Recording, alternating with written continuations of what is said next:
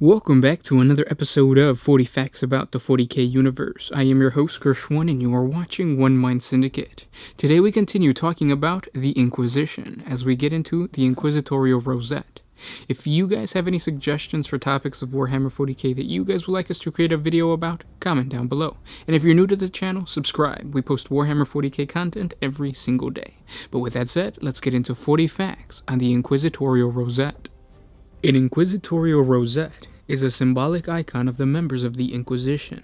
Upon their ascension to their rank, every Inquisitor is presented with an Inquisitorial Rosette. This is a small amulet or icon in the shape of a stylized column.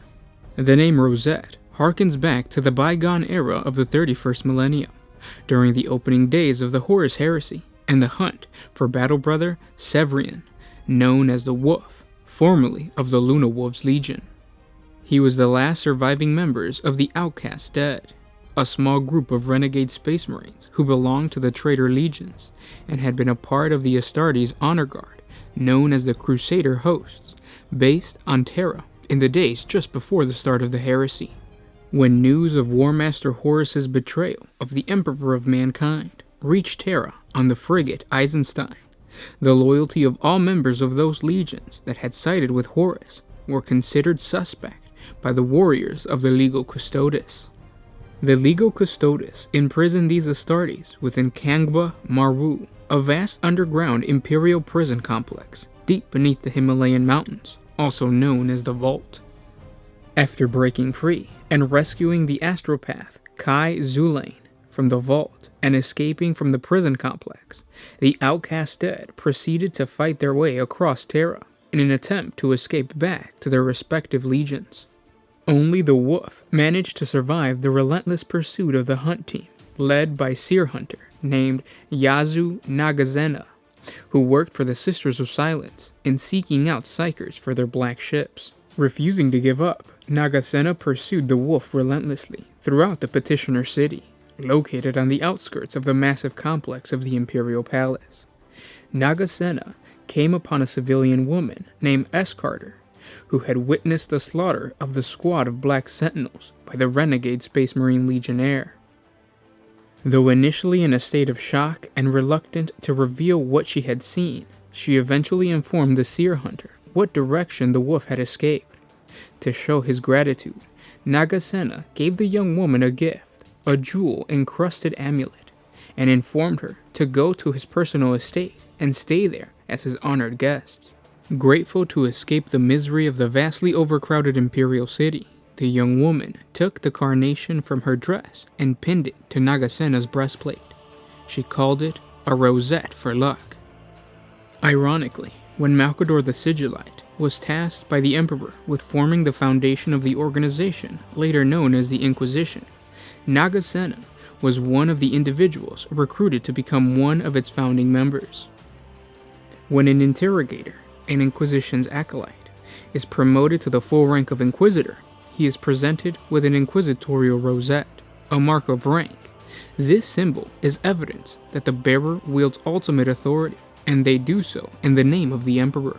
But such conditioning is not sufficient on its own to ensure total loyalty and obedience in every individual that the bearer meets. The pampered noble may attend chapels each day, yet believe the laws that bind the lower class do not apply to them. The underhive scum may bellow oaths to the Emperor, even as he lobs firebombs at an enforcer patrol. The Pharaoh Worlder might mount the severed head of an administratum in a fane dedicated to the mighty God Emperor, who rules from beyond the stars.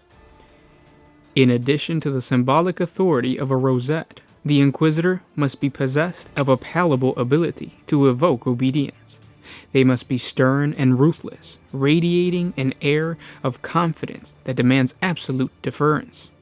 Inquisitors are of a rare breed indeed, able to face arrogant imperial governors and hardened recidivists with equal resolve. The word of the Emperor upon their lips and the Inquisitorial Rosette upon their breast. In the shadowy world of duplicity and intrigue in which the Inquisitor operates, one would expect the Rosette to be an easily abused symbol of power. It might be expected that recidivist elements might try to emulate Inquisitors in order to subvert power from imperial organizations. or that some heretics might question the veracity of a rosette and the right of its bearers to speak in the Emperor's name. Indeed, there are those throughout history who have masqueraded as inquisitors, and these have earned the very worst punishment the Inquisition has to mete out. Yet, what is there to prove that a bearer of a rosette is in fact an inquisitor? The Inquisition is held in such fear and dread that very few indeed would even contemplate disobeying an inquisitor's orders. Adepts of the Imperium's many institutions scarcely dare even think of the Inquisition, lest some distant thought thief discerns their imperial allegiance and disruption follows. Few adepts dare only speak of the agents of the Holy Ordos of the Emperor's Inquisition, knowing full well that their utterance would be reported to a superior, and those agents would come. When an adept is actually confronted with an inquisitor, he is in all likelihood so fearful of his own life that he goes to any end to ensure the inquisitor's demands are met. Even the most senior of the Imperium's officers, including Imperial commanders and sector governors, invariably make every effort to facilitate the Inquisitor's needs, lest they invoke the wrath of the Emperor's most feared agents. There are subtler ways of enforcing authority, however, for on occasion an Inquisitor wishes to identify himself as such without antagonizing the person they address. This is particularly the case when dealing with those who consider themselves the Inquisitor's equal, a peer of the Imperium. When dealing with the Adeptus Astartes chapter masters, rogue traders, and lord militants, an Inquisitor calls upon a range of methods to prove their identity. Some imprint their Inquisitorial Rosette with machine engrams able to communicate the bearer's authority to a cogitator, activating dormant sentient routines in the host system and confirming the bearer's clearance. Others bear psycho-activated tattoos upon their faces that are invisible until willed to appear, symbols and runes that serve as scripts known only to the most highly placed within the Imperium's upper echelons of power. In addition to these functions of an Inquisitorial Rosette, some Inquisitors have been known to apply more ingenious adaptations, often utilizing the service of highly skilled Adeptus Mechanicus artificers. Some Rosettes are gene-locked, meaning they can only be handled by the owner, whose genetic identity is stored within. Should another take up the Rosette, or no genetic sample be provided, the Rosette may administer a dose of contact poison, or even detonate a minuscule yet devastating melta-charge. Many Rosettes contain data probes that allow the bearer access to almost any cognition network in the Imperium. The Rosette's machine systems are capable of unlocking any network, the Inquisitor's ultra-high-level authority, bypassing any logic gates put in place to keep intruders out.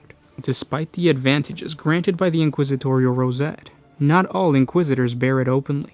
When engaged upon a covert mission, for example, an agent is likely to secret it in the most secure locations possible, so that it may be produced only when needed. Others openly comport themselves as Inquisitors, yet forego the wearing of a rosette, perhaps in an effort to put those they deal with at a disadvantage, and ignorant of their true intentions. In addition to the power that a rosette grants to the Inquisitor bearing it, a degree of authority is passed on to the Inquisitor's agents and companions, by way of association. One who claims authority in the name of the Inquisition, such as an interrogator, is said to bear the seal. Such individuals do not literally carry their master's rosette, but few would afford them any less respect than their masters, and for the very same reason. To many, there is no difference between an Inquisitor and any of their agents, for merely evoking the power of the Inquisition is sufficient to inspire total obedience. And those were 40 facts on the Inquisitorial Rosette. I really want one of these. It sounds really badass, and the lore has got me thinking, what if we create a one-mind syndicate Inquisitorial Rosette and hand it out to all of our patrons? And then if they ever go to a GW store or some type of hobby store, they wear their little rosette, and people who watch the YouTube channel and who follow us on Facebook or whatever, they know what's up. yeah, maybe pass that out to all of our patrons. If you want to support us on Patreon and become one of our patrons, jump on over there. Link is down in the description. A simple $1 a month helps us create more videos. If you can't, we understand, simply by liking, commenting, and sharing. It really helps out the channel. If you guys have any more suggestions for other topics of Warhammer 40K that you guys would like to see, comment down below. But again, guys, thank you so much for everything. Thank you for tuning in here and allowing us to read the lore to you guys. The link is going to be in the description for the wiki page if you guys want to check out more information on the Rosette and more information on Inquisitors. Inquisitors are always just a fountain of lore all in its own. But again, guys, check out the links in the description, and I'll see you guys tomorrow. This is Gersh1 with One Mind Syndicate, signing out.